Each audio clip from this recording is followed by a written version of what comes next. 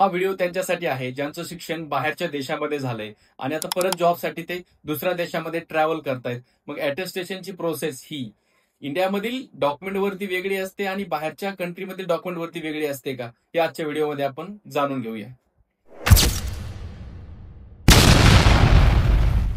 तुम्ही जर बघत असाल तर हा इंडियामधील डिग्री आहे, त्याच्या बॅक साईडला असे स्टॅम्प होतात। एक्झाम्पल आता आपण हे UAE अटेस्टेशन साठी स्टॅम्प केलेले आहेत। हे ओरिजिनल डॉक्युमेंटच्या बॅक साईडला स्टॅम्प केली जातात। याचे चार्जेस जे असतात ते 13 ते 14,000 रुपये चार्जेस असतात। त्याचबरोबर आपल्याकडे एक US मधील डिग्री आहे, अमेरिकेमधील, यांचं शिक्षण अमेरिकेमध्ये झालेलं आहे आणि ते आता UAE साठी ट्रॅव्हल करतायत जॉबसाठी।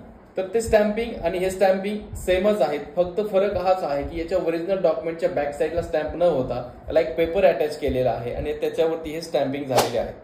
स्टॅम्पिंग हे सेमच असतात, फक्त याला पेपर अटॅच करून त्याच्यावरती स्टॅम्पिंग केली जातात। आणि US मधील जे डॉक्युमेंट्स आहे किंवा UK मधील जे डॉक्युमेंट्स आहेत याचे चार्जेस जे आहेत अटेस्टेशनचे ते 40 ते 45,000 रुपये चार्जेस असतात आणि ड्युरेशन टायमिंग जो आहे तो 50 to 60 वर्किंग डेज एवढा कालावधी ही प्रोसेस करण्यासाठी लागतो।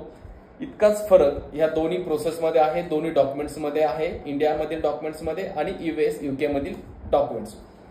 अशाच प्रकारचे तुम्हाला व्हिडिओ बघायचे असतील तर आमच्या चॅनलला सबस्क्राईब करा।